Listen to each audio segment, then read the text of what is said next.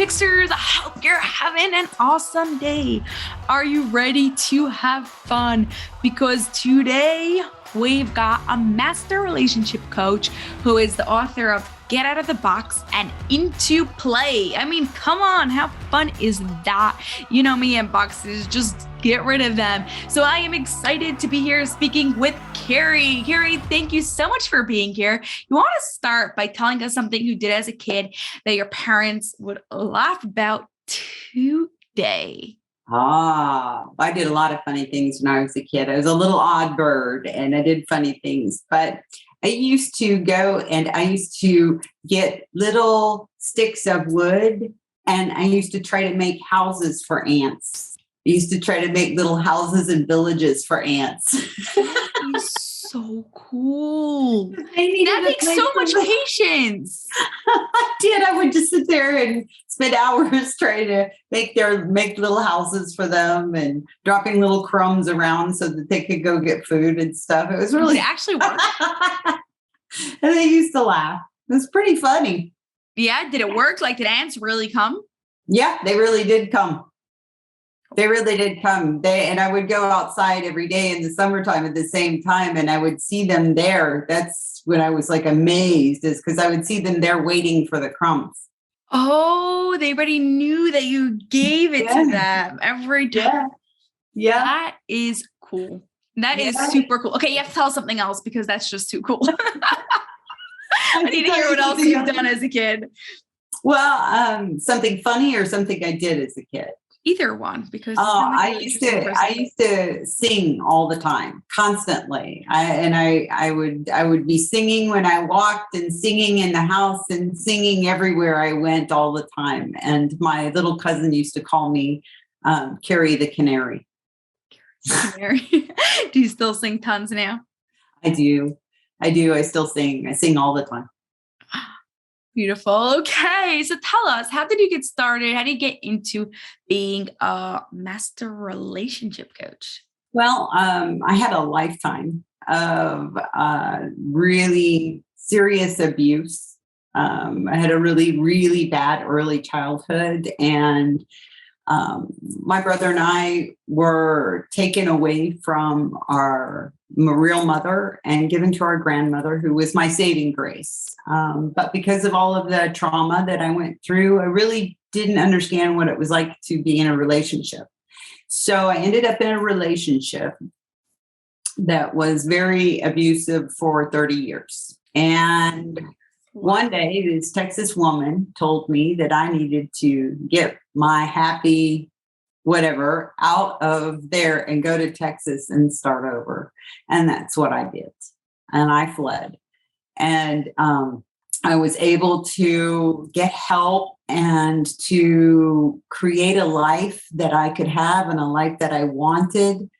And I met the man of my dreams. And what I really super wanted was for that relationship to be fun and exciting and not to be, dangerous. And so we had a slow courting and we got married to each other. And in the meantime, I decided I wanted to help other couples. So I went to therapy, and then I went to intensive training for mass relationship coaching. And then I started coaching couples for free for a long time. And then I ended up doing what I'm doing today. And after everything that I learned, I finally found out that the best relationships always concentrate on joy and excitement. And that, yes, hard times are going to happen. We're all real. We all have problems. We all have emotions that we have to deal with. But the basic premise is if you focus on the problem and not on the solution, the problem just keeps getting bigger. So that's how I ended up here.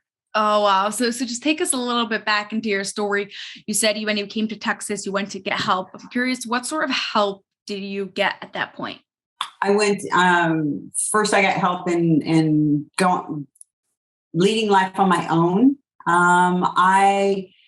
If you can imagine in this day and age, a person who doesn't have a credit score, I don't mean that had a bad credit score. I mean, there wasn't a credit score. I was not allowed to have checks, credit cards, anything like that. My whole life was controlled.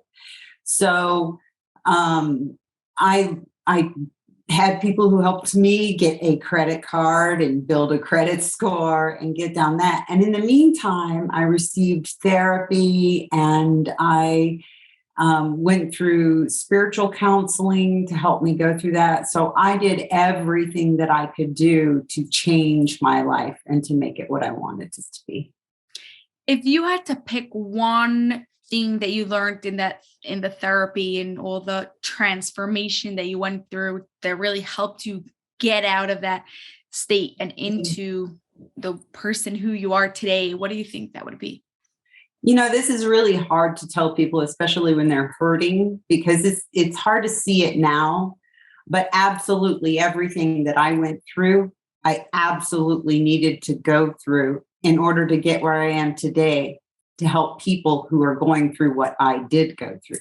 That's what I would tell them. You're going through everything that you are going through eventually will serve to help someone else. Yeah, it sometimes makes me think about it. Like, what if no one had the challenges, so you didn't have those challenges, and everyone else suffering just didn't have those challenges? What little la la land we'd all live in, But life isn't like that. That would be boring, wouldn't it? Wouldn't that be boring if you were in la la land all the time? I mean, really, if you had no struggles, you wouldn't grow. Yes, 100%.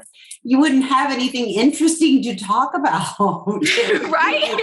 Oh, boy. You wouldn't be able to say that you had no credit score. Yeah, how boring, So if we look at our pains as what makes us interesting, what makes us incredible, we all want to hear stories about people who've overcome the worst of things in life. But the best medicine for people who are going through hard times is to talk to someone who's already been through what you've been through and has come out to the other side. Yeah. Staying in the misery with each other never solves the problem. 100%.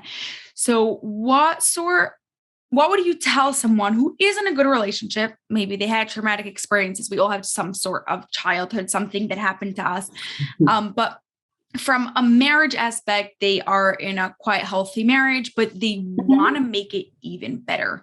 What would you recommend to them? Well, there is a PDF that I have that they can get, and it's called 50 Things That Couples Can Do for Free. And it's about reigniting and about deciding to have fun. One of the examples of that PDF is to play strip Monopoly together. Go play Monopoly, make the free parking thing. Hey, if you go to jail, you got to take off a piece of clothing. And, you can get so creative and create stories together and have fun together. Who told you can't play anymore just because you're a grown-up? Go have fun. Go play. If you come to me and you say we're bored, then you're boring. You need to go have some fun, let go of all that crap that you got told when you were a kid and play. Who told you can't play the squirt gun in the house? Your mom and dad did, but if it's your house, you can do what you want to do, right? Yeah. And don't complain about the mess, because you can make the cleanup fun also. Yes, it's just water, Yeah. You can make your own fun. And it isn't So how do you make your fun in your own relationships? I want to hear it from your personal experience. Oh, yeah. So my husband and I really, really enjoy conversations, and we enjoy looking things up online. I'll find something and he'll find something. We're really geeky learners. We like to learn a lot of stuff. But in the play thing, we like to play chase around the house. He likes to chase me and smack me on the butt, or see if he can catch me to smack me on the butt. So, we like to do stuff like that. And we go bike riding, not bicycle riding, motorcycle riding. So we ride he rides the bike, I ride on the back, and we go do things and go places like that too. We do that a lot. Yeah. Wow. Yeah. Yeah. Texas. You've got it. um, there's this question. Oh, I wanted to ask you, how long are you married for? Just curious. This meant 5 years now Oh, to my wow. husband. Yes, 5 years. Do And you and ever we think about what would happen if, let's say, you wouldn't have gotten in your first relationship and you would like have gotten married to your husband now, like right away?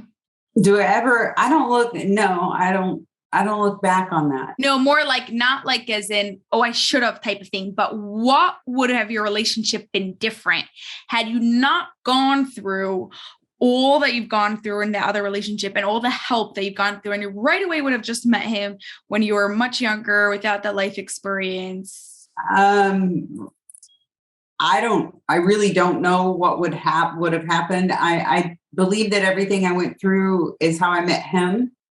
So, I mean, if he had been in my life at that time, I don't think I would have been. I think I probably would have been healthier and gotten the help that I needed quicker. But that's, I guess I don't like sit in the past, and I don't really think about that so much. Right. Yeah. I guess I don't know if I formulated the question so correctly, but more like what you would have been like as a person during that. Now, Mhm. obviously, this is extremely hypothetical because it's not what happened. And you needed that space, you needed that experiences to become who you were. So maybe I should word it like this. What part of you would you not be, like what part of you would you have not become if you would have married him right away 35 years ago or however long ago it was? If I would have married the husband that I had now, what would not be a part of me? Yeah, like what sort of experience did you have to pick up in your life? What specific trait or the way you view the world or things that you do that came because of your whole experience? I probably wouldn't have had my children had I not been married to my first husband, because my husband now does not have kids and has not been blessed with children. So yeah, I probably wouldn't have had the blessing of my kids and my 8 grandchildren. Oh, wow. So I would probably have not experienced all of that. But I did. Yes. Now, do you play tons with your kids also, or they live really far from you? My kids are all pretty close to me. They on the 5th, they're 33, 32, and 30. Wow. So, yeah. Oh, wow. Yeah. Okay. Okay. Wow. So let's just go back a little bit to this play thing, because I think it is so very important. What would you tell someone who like heard us talk about play earlier? It's like playing in their brain, it's pun intended, about like, maybe I should play more with my spouse, but they still have this resentment to it. What could they do to actually get out of their old stories and start playing more? Cats laugh. They need to laugh. Find something funny. Find something humorous. Find something that makes you laugh and share it with each other. Part of being locked up inside and not being able to enjoy life is because of the box. And the box that we're in, the box that we got the first 6 years of life, tells us what we should do and shouldn't do, and how we should be and shouldn't be. And so if you go back and you look at it, and what did if you're having trouble having fun and having joy in your life, that probably came from somewhere. Probably, your parents told you, stop playing around, you need to be responsible, you need to grow up, blah, blah, blah. And if they really want to smash those things, they need to go back and really look at them and say, why not? Why can't I go play in the rain? Who said? Why can't I go splash in the puddles? Who said? Just start looking at those things and really examining how, your parents are great people. They didn't, the intention is not to hurt you. They say things that they said that their parents said to them and their parents' said to them, and they say them to you, but you have the opportunity, especially at this time of your life, to look back at those things and say, I don't have to take that. I can take what I want and leave the rest. I can be who I want to be. I have that choice today. Yeah. Yeah. You get to be the one to break the cycle. Like there was someone who came on the podcast quite a while ago, Ellie Weinstein, who said about the import-export list. What you want to do is like sit down and make a list of everything that you're importing of what your parents did, things that they did right, and make a list of everything that you're exporting, things that you don't think you want to continue doing it, whether in your relationship or raising your kids or just in the way they've run their lives, and make it super clear for yourself. They, like you said, they tried to do the best that they could, but you don't have to copy them and just follow what they've done.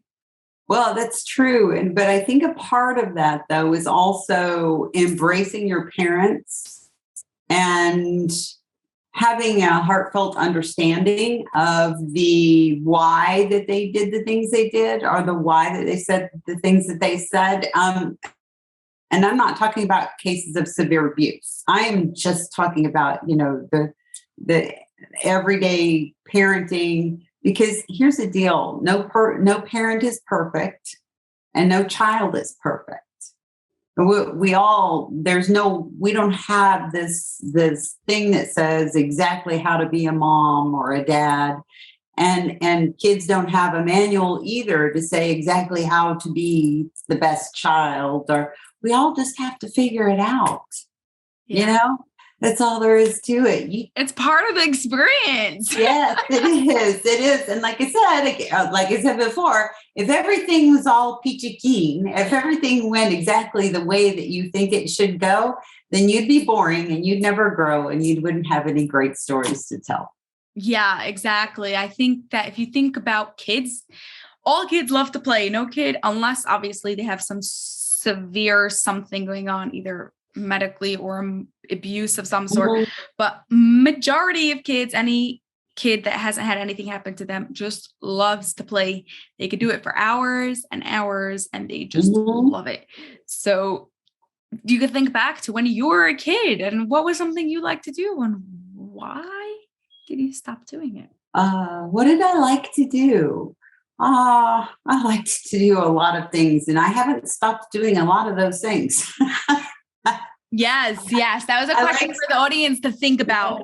I'm curious to hear what you have to say, but you just did really cool stuff, like build tunnels and places. But I think people who are right now in a place that they're not sure if they could play, could think like that. Did they play baseball? Did they paint? Did they dance or sing like you, maybe in the shower? And then someone told them something that they can't do that anymore. So, I had things happen to me like everybody does. I was told that I wasn't very smart in math by a fourth grade math teacher, so it made me work like 10 times harder on math. And it made me feel like, okay, I'm not smart in math, so I have to work really super hard in math. And what was interesting was when I went and did my SATs, I got a 650 on my math, which was unbelievable. And I looked at the counselor gave me my scores, and I looked at her and I said, no, somebody scored it wrong. I'm not good in math.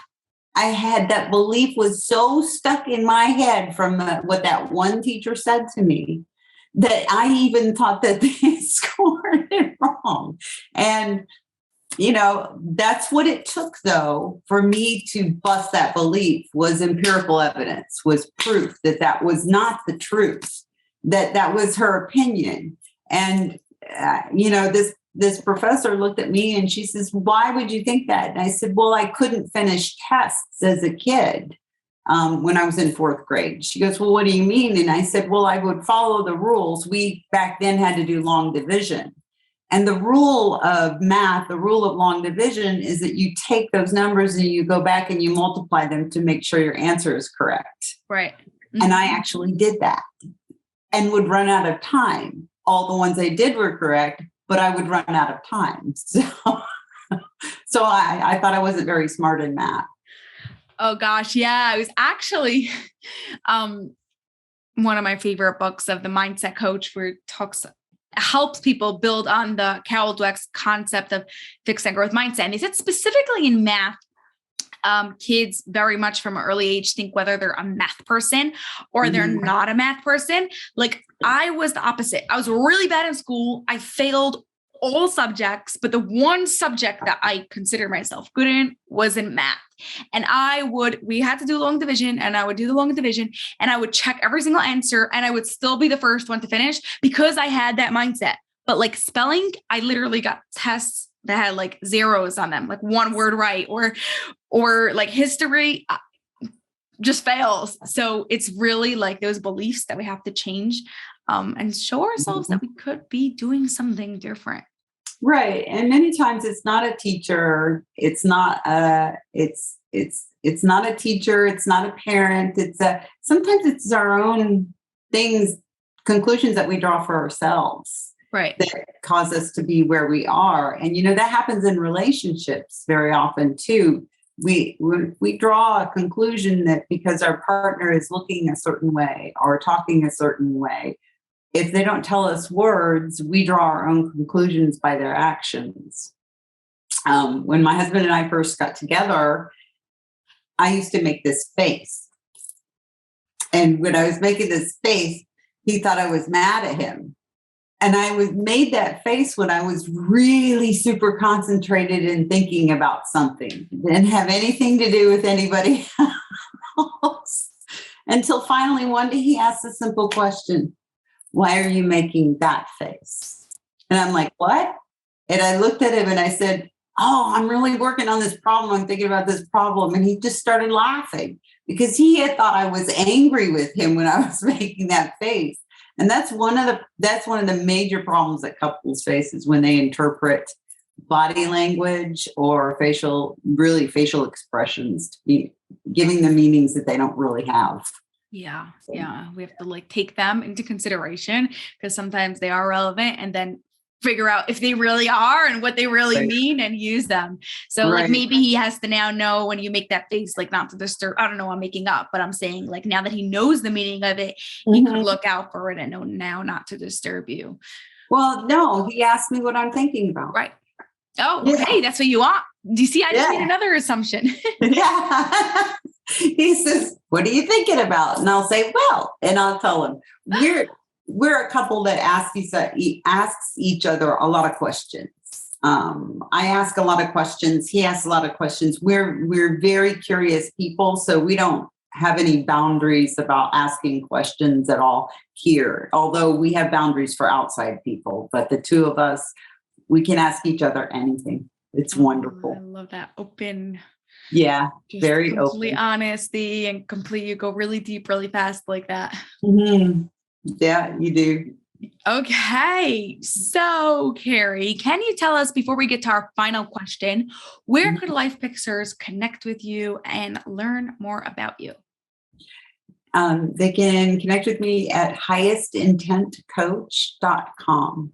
So it's highestintentcoach.com. Okay, amazing. So that will be in the show notes together with all your other social links will also be here. Yeah.